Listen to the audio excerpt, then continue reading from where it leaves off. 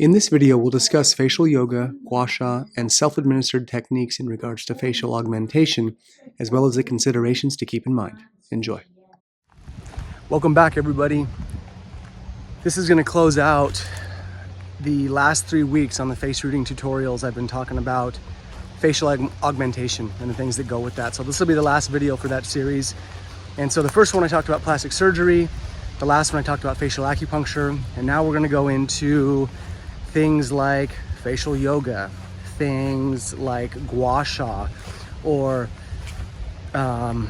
any of the stuff that's basically self-administered that's not invasive. So in the most general sense, this is the stuff that I think is the best for the face. So I think if you're going to go down the road of facial augmentation in any capacity, I think the best way to go is the least invasive possible, unless obviously you've had some kind of debilitating accident or you need facial reconstructive surgery from an accident. That's completely understandable. But if we're just going for vanity, I think this is a much more viable way to go. So that being said, if you have a spectrum, on one end being really invasive plastic surgery that's basically an injury to the face, where we're cutting into the face, we're cutting things, cutting nerves, changing blood vessels, augmenting bone, that's very invasive. Then next you have down that road is facial acupuncture, which is a little less intrusive because you're not cutting into bone and tissue and whatnot, but still has some pretty sizable effects on your energy. I would check out that video. If you haven't seen it, you can go up here and check that out from last week. And then this stuff, face yoga, yeah, guasha. Guasha is a Chinese tool. Usually it's made from jade or some kind of stone, and you rub it on the face as a means to stimulate collagen production. So I think these methods are the best route to start with, again, because they're the least invasive. Now, when we do things like facial yoga, if you go online and you look up facial yoga, yes, people are going to contort their muscles into lots of different shapes, and they're going to make a lot of different expressions. And the working theory is you're moving your face, you're using those muscles to keep them active and alive and to tone the face. The face is loaded with muscles, so yes, we need to move them. But the thing I kind of want to bring you back to, if we're going to do face yoga, personally, I think the best face yoga is simply living fully. You need to be around people that make you laugh hard. The kind of laughter where you can't get up, where you can't breathe, where you snort. You need friends like that who are going to do that. You need to have experiences, or aim to have experiences, or put yourself in situations that take your breath away. You need real-time active experience. You need to be around people and get into life. You need to be at someone's deathbed to cry really hard, at least once in your life. You need to experience these intensities of emotion across the board and not attach them too much. This is what makes the face dynamic. When we go through crying, when we go through laughing, when we do all of these things, the face is going to be stimulated. Our face should wrinkle. We should pick some things up, but passionate, intense living without being excessive and without overindulging in these things is how we are going to tonify and strengthen the face.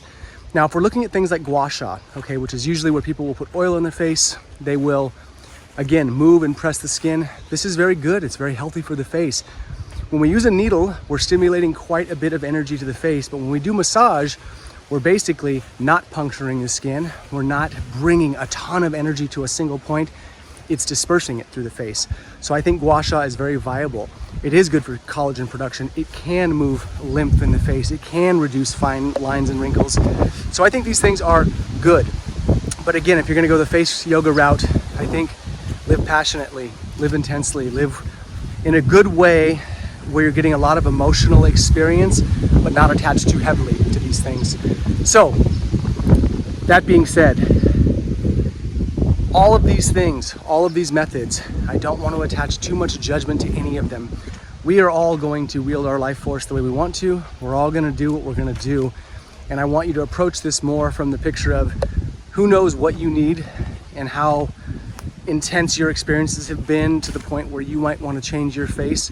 I'm not here to judge, but what I am here to tell you is this scale of severity. Plastic surgery is on one end, facial acupuncture is kind of in the middle, and then the least invasive things like guasha, facial yoga, and all of that.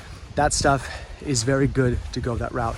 My last little word of encouragement: if you want to change your face structure, one of the best areas to study and to look into is something called orthotropics and a technique called Mewing, which was devised by, I believe his name was John Mew. And I could have that name wrong, so I'll do a little double checking. If I'm wrong, I'll put a little edit here in the video. But Mewing is about establishing tongue pressure on the roof of the mouth as a means to gently spread the arch, create room for the teeth to move into position, to reduce things like snoring, to reduce sleep apnea, to reduce allergies, and to make the face aesthetically more pleasing. In short, make the face more attractive. Now, this is a little bit of a long haul method. The older you are, the bones take longer to move. The younger you are, the faster the bones move. But you have to realize that the bones will shift depending on the pressure we put. And so vacuuming the tongue up to the roof of the mouth is one of the easiest ways to like have a slow drip method to change the features of the face. Again, if you look these pictures up, it's remarkable. I've researched it, I've studied, I've even practiced it. And in the bit that I have practiced, I have noticed a widening in some of my features. And this was after about a year of practice. Now, I'm 42, so that method might be a little bit slower. But if you're looking to change your face, this is a viable course of study, an area to study. And moreover, from the Chinese medicine perspective, when we start to shift the bones of the face, okay, and they start moving, we are stimulating and changing how the Jing, our constitutional strength, is being expressed in the face. So when we move the bones of the face naturally like that, this is where we get more qi, more blood, more energy moving through this microsystem, this hologram of the entire body. So if the face grows into a more full expression, a more healthy expression, it follows suit within Chinese medicine. The other metrics of the body, the other systems of the body are going to be improved as well. So if you've got questions, put them down below. Thanks for your time as always.